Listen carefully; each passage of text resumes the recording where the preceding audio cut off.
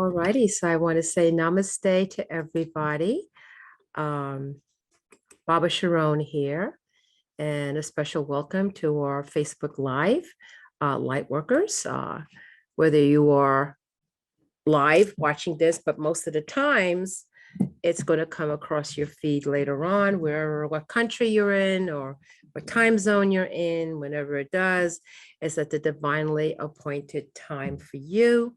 We want to say hello to our beautiful light workers that are on Zoom, which is where we actually do the transmission. And of course, our light workers that are here physically at the Cosmic Center Spiritual Light, which is located in Sarasota, Florida, in the United States. So one of the things that we have traditionally done, even before COVID came around, was we got together and just naturally it would be a discussion and people kind of integrating and talking and so forth.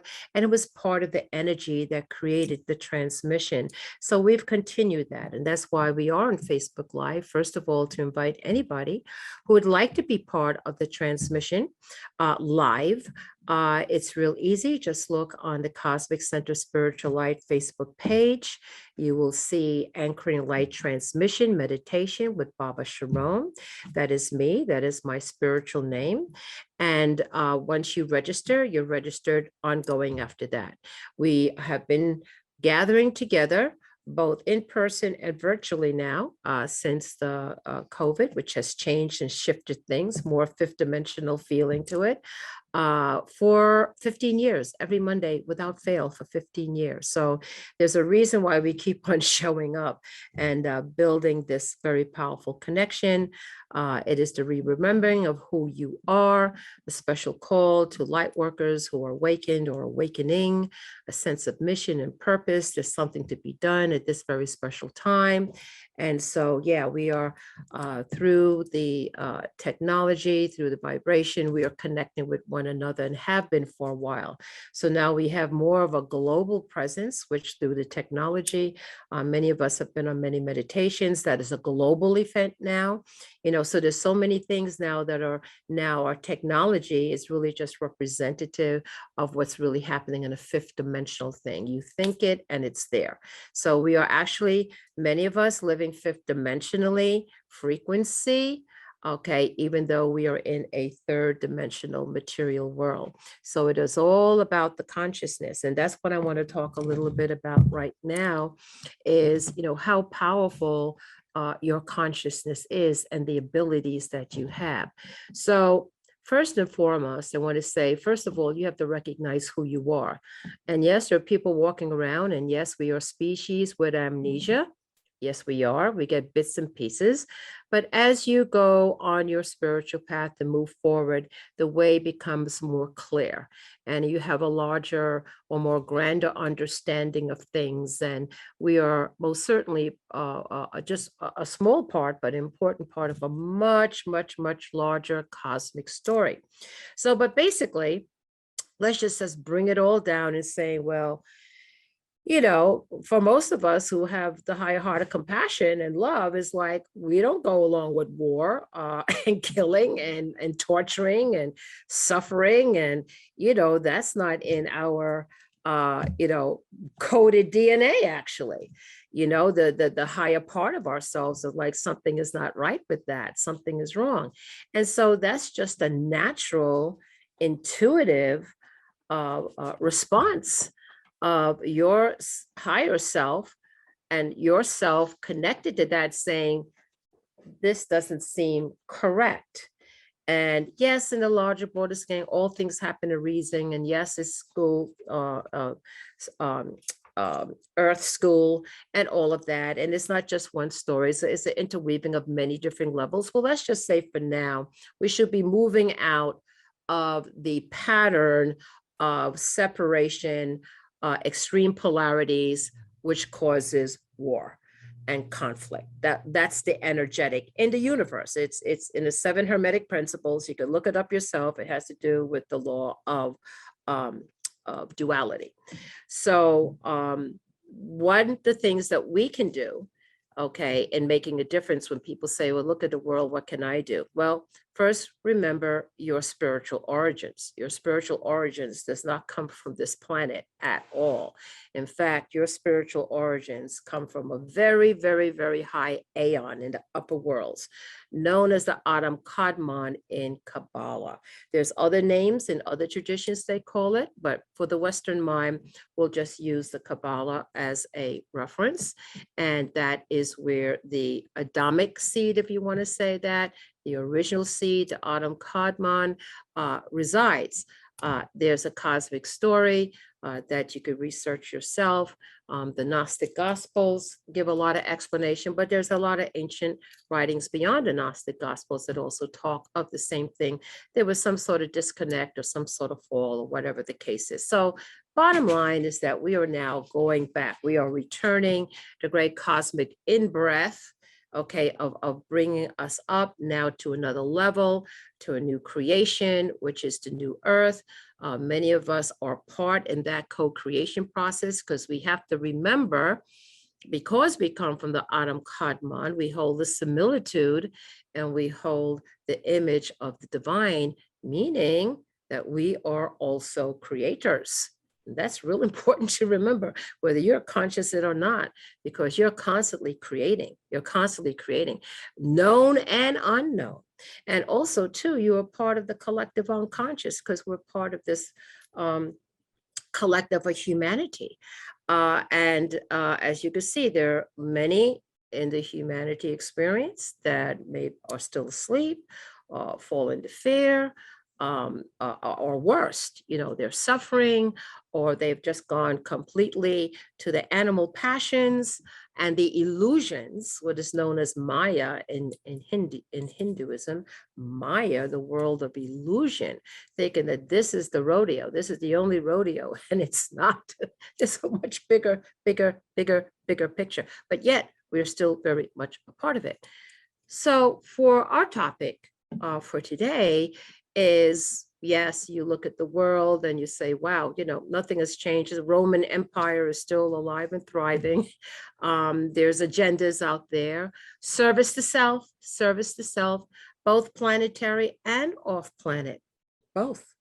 It's a bigger story. So what do we do? What can we do? Here we are in this form, in this physical body, and in a world that clearly has had a pattern of separation and duality.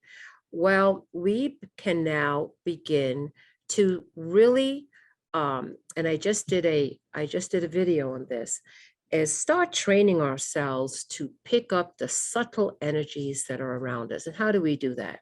We start to pay attention. Let's just start paying attention to everything, because so many times we're so distracted. We got all these things to do. We want to get this done. There's a myriad of thoughts just going through our mind, right?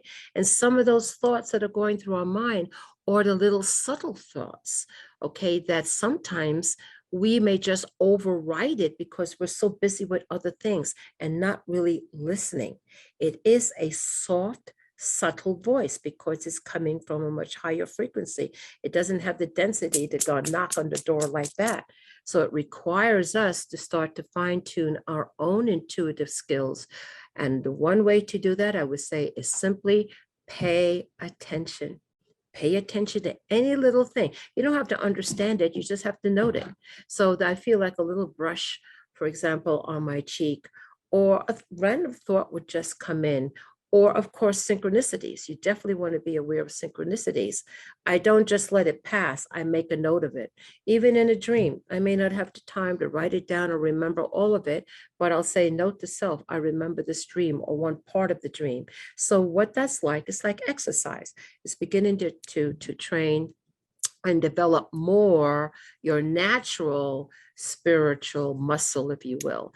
Just get that more activated. So then once you do that, you become more aware, you become more connected as you work your spiritual disciplines, whatever that is. Your ability to hold light becomes more expanded. Okay, so you actually, if you're on this path and you hold a lot of light, so what you do matters good or not good. Okay, so that smile that comes from you will have way more impact than say somebody else that just gives a smile. That smile is bringing out that light energy that you possess in you. And the higher and the brighter that it is, the more impactful it is. You can have somebody who could walk into a room where everybody in that room is down or depressed or they're upset or they're fighting. And that one person that holds this light and comes from the higher heart of compassion can shift that, absolutely shift it, because it becomes the more dominant energy, more powerful energy, and the rest of the room will entrain into that higher energy. There's always the exceptions, but those that are exceptions can't stay in that environment. That's what the masters do. The masters have walked the earth, the ascended masters, okay? And there's many of us, and there are some ascended masters that are currently on the planet in a physical form. They're quiet. They're not out there, hey, look at me, because they're not bringing attention, because they're those that don't want this to happen. Okay, so what we're going to do is just be mindful of always being attention to the subtle energies. Don't just write it over, note to self. It starts to develop like how you remember your dreams and things of that nature. It becomes more strong and anchored into this world. The second thing is this: just do what you can where you can. And simply is that being in your integrity, having your loving, kind heart, okay, and caring. That's basically it. So, you know, it would be a natural instinct if a little child fell, everybody would rush over, okay, to pick up that child, okay? But there have been situations where somebody is going through, they had a very disturbing video where on a middle school, I think it was, and in this middle school, a child were walking around and this child fell. The child fell down and the kids just continued to walk around. Nobody rushed to help the little kid. Now, I'm not saying that's happening in every place, because if you look at little children, their natural instinct is to help. Okay, but look at the programming by middle school. What age is that? You know, that's like getting into like 11, 12, somewhere in that area. They have their phones. They're very much distracted. And that's part of the technology. Technology can be used for good, clearly, to reach around the world, but also it could be misused as well. So we just want to be mindful, and also to tell those that are around us, okay, is that we come from the higher heart of compassion in which every situations will present themselves to you where you'll be able to exercise that. It may be real easy to say, look, I just can't even be bothered, or I'm having a bad day, but you can stop yourself and say, let me change that thinking. And I'm just going to say, what can we do? What can we help? So I'm going to give you an example of something that just happened recently. If you go to my personal Facebook page, made a friendship with a group of people, a ministry in Uganda. And it was just this appeal of this one person. I just felt intuitively, you know, the heart of this person and how sincere they are, just like how we're sincere, and made a decision to support that individual, and really had to kind of go a little bit out of my way as to how to do that. Anyway, made that connection. That connection had anchored a lot of light that they were promoting, but now this has created a friendship. Okay, a friendship of where that ministry in Uganda loves the Cosmic Center of Spiritual Light. We get prayed for every single day, and a tree is being planted in the Cosmic Center's name. A little act of kindness. That's all it was. And with that, I'm like, wow, what a motivate to continue to nurture this relationship. So two parts of the world is connected because what? Just an act of kindness. Just say, hey, support you. You know, just sent a couple of dollars, which is not that much for us, but a world for them. And they in turn saying, hey, we're going to plant these trees and we're going to help the planet. I'm not going to be planting the trees, but they are, and it's going to help the planet. So we are all interconnected. You never know what that kindness, being patient, being supportive, being loving, being caring, giving that smile, giving a helping hand, you have no idea the ripple effect it will have around the world. So when you look at the world next time and you say, gee, what can I do? You can do a lot. So with that, I'm going to say namaste. We will see you next Monday. And actually, next Monday, coming from Arizona.